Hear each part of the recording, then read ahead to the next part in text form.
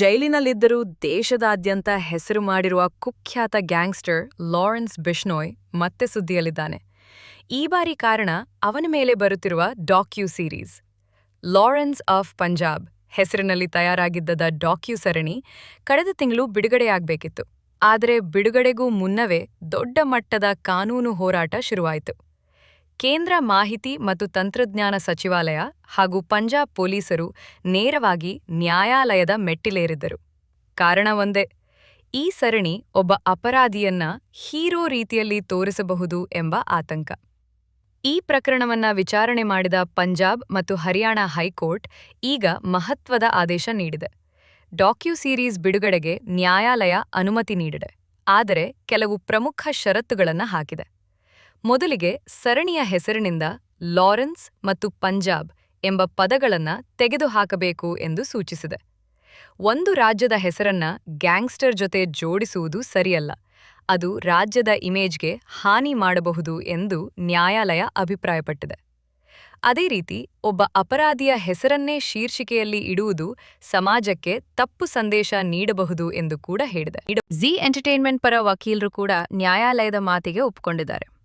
ಈ ಸರಣಿ ಅಪರಾಧವನ್ನ ವೈಭವೀಕರಿಸಲು ಮಾಡಿಲ್ಲ, ಅಪರಾಧ ಜಗತ್ತಿನ ನಿಜವಾದ ಕರಾಳ ಮುಖವನ್ನ ತೋರಿಸಲು ಮಾಡಲಾಗಿದೆ ಎಂದು ವಾದಿಸಿದ್ದಾರೆ. ಆದರೂ ಟ್ರೇಲರ್ ನೋಡಿದ ಹಲವರಿಗೆ ಬೇರೆ ಅಭಿಪ್ರಾಯ ಬಂದಿದೆ. ಟ್ರೇಲರ್ನಲ್ಲಿ ಲಾರೆನ್ಸ್ ಬಿಷ್ಣೋಯ್ನನ್ನ ಭಾರೀ ಬ್ಯಾಕ್ಗ್ರೌಂಡ್ ಮ್ಯೂಸಿಕ್, ಸ್ಟೈಲಿಶ್ ದೃಶ್ಯಗಳು, ಡೇರಿಂಗ್ ವ್ಯಕ್ತಿತ್ವದಂತೆ ತೋರಿಸಿರುವುದು ಗಮನ ಸೆಳೆದಿತ್ತು. ಕೆಲ ಪೊಲೀಸ್ ಅಧಿಕಾರಿಗಳು, ಪತ್ರಕರ್ತರು ಮತ್ತು ಸಾಮಾಜಿಕ ಕಾರ್ಯಕರ್ತರು ಅವನ ಗ್ಯಾಂಗ್ ಚಟುವಟಿಕೆಗಳ ಬಗ್ಗೆ ಮಾತನಾಡಿದ ದೃಶ್ಯಗಳು ಇದ್ದವು.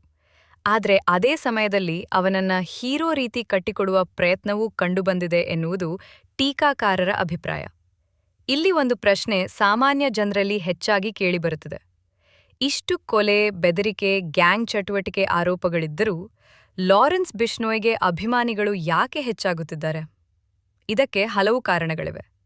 ಮೊದಲನೇದಾಗಿ, ಇತ್ತೀಚಿನ ಸಾಮಾಜಿಕ ಜಾಲತಾಣಗಳ ಕಾಲದಲ್ಲಿ ರೌಡಿ ಇಮೇಜ್ ಕೂಡ ಕೆಲವರಿಗೆ ಸ್ಟೈಲ್ ಆಗಿ ಕಾಣುತ್ತದೆ. ಸಿನಿಮಾಗಳು, ವೆಬ್ ಸೀರೀಸ್ಗಳು, ಗ್ಯಾಂಗ್ಸ್ಟರ್ ಹಾಡುಗಳು, ರೀಲ್ಸ್, ಸಂಸ್ಕೃತಿ ಇವೆಲ್ಲ ಸೇರಿ ಅಪರಾಧಿಗಳನ್ನೇ ರೆಬಲ್ ಹೀರೋಗಳಂತೆ ತೋರಿಸ್ತಿವೆ. ಕೆಲ ಯುವಕರು ಕಾನೂನು ಮೀರಿ ಬದುಕುವವರನ್ನ ಧೈರ್ಯಶಾಲಿಗಳು ಎಂದು ಭಾವಿಸ್ತಾರೆ. ವಿಶೇಷವಾಗಿ ದೊಡ್ಡವರ ವಿರುದ್ಧ ನಿಲ್ಲುವ, ಸಿಸ್ಟಮ್ಗೆ ಸವಾಲು ಹಾಕುವ ವ್ಯಕ್ತಿತ್ವವನ್ನ ಕೆಲವರು ಮೆಚ್ಚುತ್ತಾರೆ. ಮತ್ತೊಂದು ಕಾರಣ, ಲಾರೆನ್ಸ್ ಬಿಷ್ಣೋಯ್ ಹೆಸರು ಅನೇಕ ಸೆಲೆಬ್ರಿಟಿ ಪ್ರಕರಣಗಳ ಜೊತೆ ಕೇರಿಬಂದಿದೆ. ಸಿಧು ಮೂಸೇವಾಲಾ ಹತ್ಯೆ ಪ್ರಕರಣದ ನಂತರ ಅವನ ಹೆಸರು ದೇಶದಾದ್ಯಂತ ಚರ್ಚೆಗೆ ಬಂತು. ಮೀಡಿಯಾ, ಯೂಟ್ಯೂಬ್, ಸಾಮಾಜಿಕ ಜಾಲತಾಣಗಳು ದಿನವೂ ಅವನ ಕಥೆಯನ್ನ ತೋರಿಸ್ತಿರುವುದರಿಂದ ಕುತೂಹಲ ಹೆಚ್ಚಾಗಿದೆ. ಕೆಲವರಿಗೆ ಆತ ಭಯಾನಕ ಅಪರಾಧಿ, ಇನ್ನೂ ಕೆಲವರಿಗೆ ಸಿಸ್ಟಮ್ಗೆ ಹೆದರದ ವ್ಯಕ್ತಿ ಅನ್ನೋ ಇಮೇಜ್ ನಿರ್ಮಾಣವಾಗಿದೆ. ಆದರೆ ವಾಸ್ತವ ಬೇರೆ. ಅಪರಾಧದ ಜೀವನ ಕೊನೆಯಲ್ಲಿ ಜೈಲು, ಹಿಂಸೆ ಮತ್ತು ಸಾವು ಮಾತ್ರ ಕೊಡುತ್ತದೆ ಅನ್ನೋದನ್ನ ಸಮಾಜ ಮರೆಯಬಾರದು. ಇದೇ ಕಾರಣಕ್ಕೆ ಈ ರೀತಿಯ ಡಾಕ್ಯೂ ಸೀರೀಸ್ಗಳ ಬಗ್ಗೆ ಸರ್ಕಾರಗಳು ಮತ್ತು ನ್ಯಾಯಾಲಯಗಳು ಎಚ್ಚರಿಕೆಯಿಂದಿರುತ್ತವೆ. ಡಾಕ್ಯೂ ಸೀರೀಸ್ ಅಂದ್ರೆ ಏನು ಅನ್ನೋದನ್ನು ಸರಳವಾಗಿ ಹೇಳೋದಾದ್ರೆ, ನಿಜ ಜೀವನದ ಘಟನೆಗಳು, ವ್ಯಕ್ತಿಗಳು ಅಥವಾ ಪ್ರಕರಣಗಳ ಬಗ್ಗೆ ಹಲವು ಭಾಗಗಳಲ್ಲಿ ತಯಾರಿಸುವ ಸಾಕ್ಷ್ಯಚಿತ್ರ ಮಾದರಿಯ ಸರಣಿ. ಸಿನಿಮಾದಂತೆ ಪೂರ್ಣ ಕಲ್ಪನೆ ಇರೋದಿಲ್ಲ. ನಿಜವಾದ ಘಟನೆಗಳು, ಸಂದರ್ಶನಗಳು, ವಿಡಿಯೋ ದೃಶ್ಯಗಳು, ದಾಖಲೆಗಳು ಇವೆಲ್ಲ ಸೇರಿ ಕತೆ ಹೇಳಲಾಗುತ್ತೆ. ಇತ್ತೀಚೆಗೆ ಕ್ರೈಮ್, ರಾಜಕೀಯ, ಸೆಲೆಬ್ರಿಟಿ ಮತ್ತು ಮಾಫಿಯಾ ಕತೆಗಳ ಡಾಕ್ಯೂ ಸೀರೀಸ್ಗಳಿಗೆ ದೊಡ್ಡ ಮಟ್ಟದ ಬೇಡಿಕೆ ಬಂದಿದೆ. ಜನರಿಗೆ ಒಳಗಿರುವ ನಿಜ ಕಥೆ ನೋಡಬೇಕು ಅನ್ನೋ ಕುತೂಹಲ ಹೆಚ್ಚಾಗಿದೆ.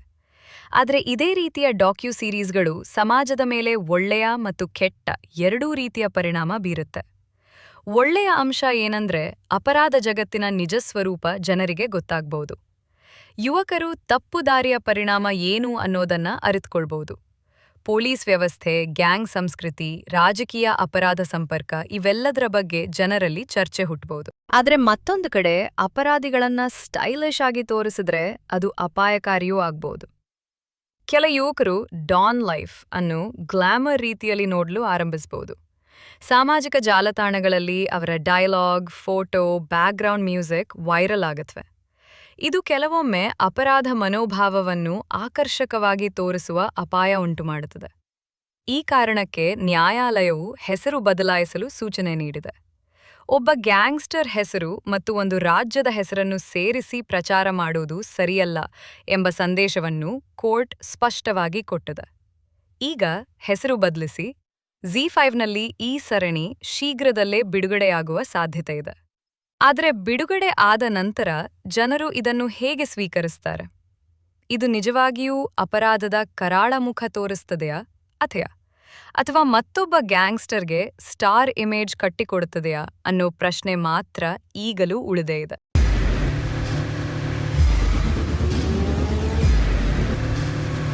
ಪ್ರಜಾಮಾರ್ಗ ನ್ಯೂಸ್, ಇದು ಜನಸಾಮಾನ್ಯರ ಧ್ವನಿ. ನಮಸ್ಕಾರ. ನೀವು ನೋಡ್ತಾ ಇದ್ದೀರಾ ಪ್ರಜಾಮಾರ್ಗ ನ್ಯೂಸ್. ರಾಷ್ಟ್ರದ ರಾಜ್ಯದ ರಾಜಕೀಯದ ಬಗ್ಗೆ ಹೆಚ್ಚಿನ ಸಿನಿಮಾ ಅಪ್ಡೇಟ್ಗಳಿಗಾಗಿ ಫಸ್ಟ್ ಲೈಕ್ ಮಾಡಿ, ಸಬ್ಸ್ಕ್ರೈಬ್ ಆಗಿ, ಹಾಗೆ ಫಾಲೋ ಕೂಡ ಮಾಡಬೇಕು.